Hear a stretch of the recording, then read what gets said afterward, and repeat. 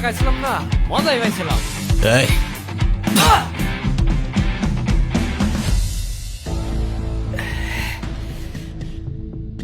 কিরে, তুই আমারে মাল কেন? তুই কি আমার ব্যাচমেট না আমার খালাতো ভাই? তুই তুই করে বলার রাইট কে দিছে তোরে? কারোর সাহস থাকলে এসে চুলটা ছিঁড়া দেখাক।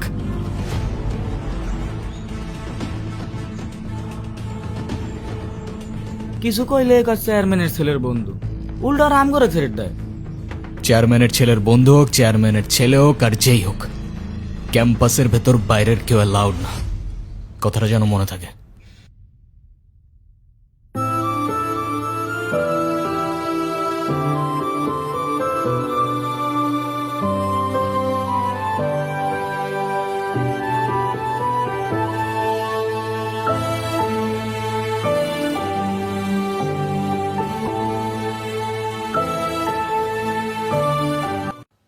আমি তো ভয় পেয়ে গেছিলাম, বুঝলি?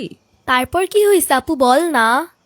তারপর ওই সিনিয়র ভাইটা এসে সবাইকে ছাড়ছে, আর যেই ছেলেটার রং মাখাইছে না, ওইটার মাথায় এমন একটা মারছে না, ওইটার মাথায় ফেটে গেছে। আচ্ছা, ওই সিনিয়র ভাইয়াটার নাম কি? কোন ভাইটার? আরে ওই ভাইয়াটা। ঈশান। কেন? ও, ঈশান ভাইয়া তাই না? বুঝছি। কি ঈশান ভাইয়া? আচ্ছা, তারপর কি হয়েছে? তারপর আর কি, ওই ছেলেগুলো পালালো, সবাই চলে আসছে, আমিও চলে আসলাম। মানে তুই একটু থ্যাঙ্কস তো বললি না? না তো। মানে কি, একটা ছেলে তোর জন্য এত কিছু করলো আর তুই বোকার মতো কিছু না বলে চলে আসলি?